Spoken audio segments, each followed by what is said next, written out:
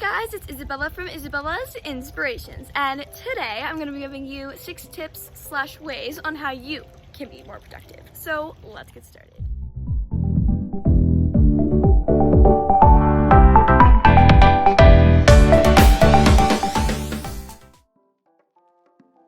As you can see, I've put my hair back because it is a bit hot outside, but now we are ready to get started. I have my paper here of all my tips, so let's get started with number 1, which is, yes, I named all my tips. It's called Up and At 'em.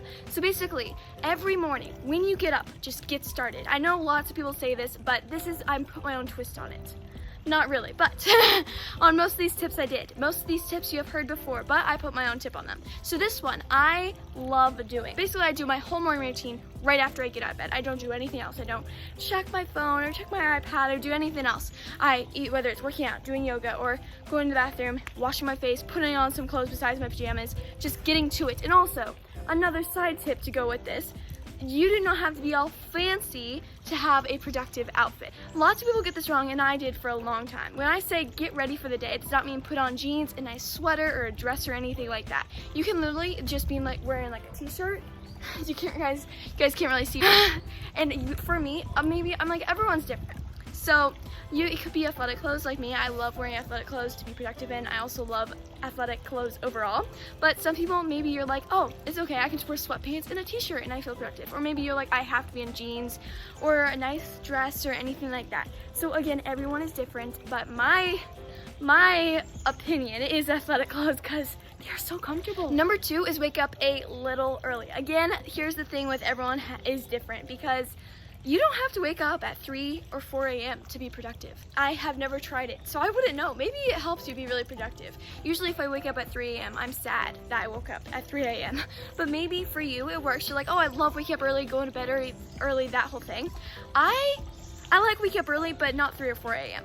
And you don't have to wake up my whole point after all that is you don't have to wake up that early just to be productive. You can wake up at 7 and be productive, because everyone's bodies are different and everyone's minds and energy levels are different. So maybe you have the most energy at 5 a.m. and you want to do all your tasks and duties around the house or all your stuff, your work in the early morning, or maybe you want to wait at a reasonable time, like 7 a.m. to wake up.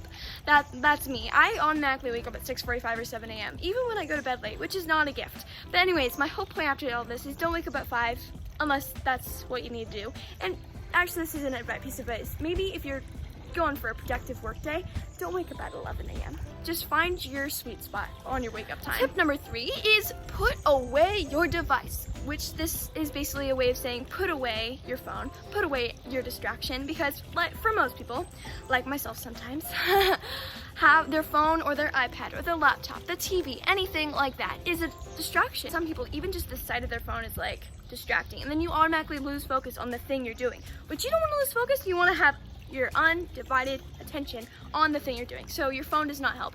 So either put your phone or whatever I'm just going to reference to it as your electronics to it as a phone, but really any device, just put it in the other room, in a drawer, anything like that. I personally have made phone rules for myself. Basically, I have like 3 rules that I do, that I have to do, like tasks that I have to do before I allow myself to get on my phone.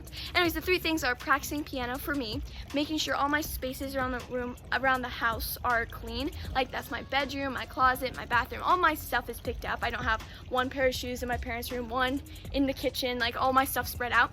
And the other one is just doing a chore.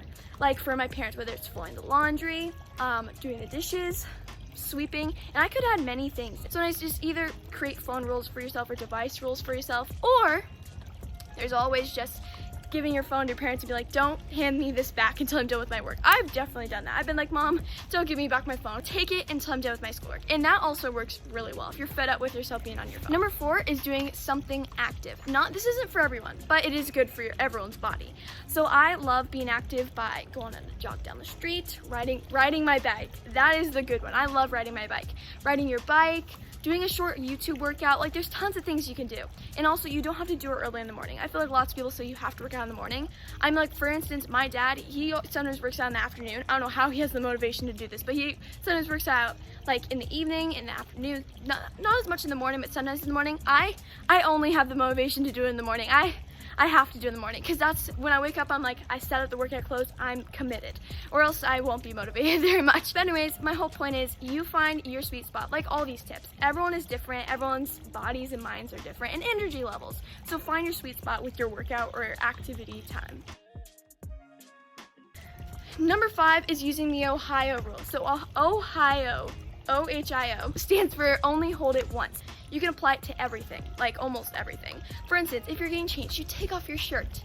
Instead of throwing it on the ground, put it where it goes, right then and there, so you only have to hold it once. For instance, if it's clean, hang it up, put it in the drawer, fold it on the shelf, like wherever it needs to go if it's clean. If it's dirty, put it in the laundry room or put it in the dirty clothes hamper.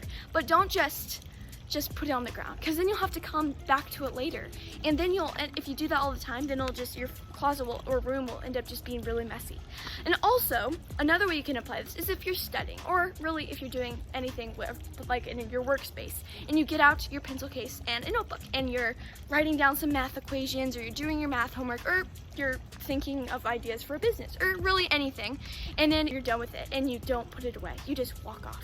Then you come back and you're trying to do another project. You're like, oh great, now I have to clean it up now.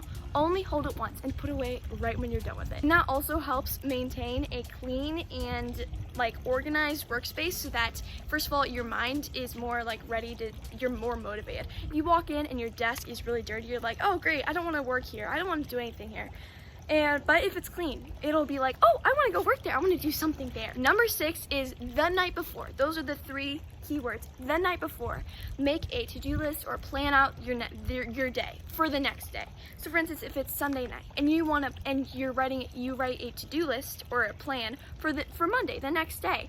It really helps to do it the night before, because then when you wake up on Monday, you're like, you know what you have to do. You know that you've committed to it, and then also you're like, oh wait, I really want to, on Monday morning, you're like, oh, I really want to check out those to-do boxes on my list I made the night before, I guess.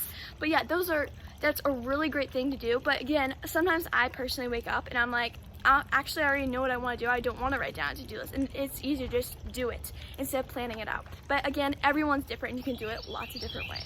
Anyways, that's the end of the video. If you guys liked it, don't forget to give a big thumbs up and subscribe. And I hope you are more productive this summer and this whole year if you aren't watching this in summer. Anyways, thank you guys so much for watching, and I'll see you guys next time on Isabella's Inspirations. Bye! I just dropped my papers. Anyways, bye!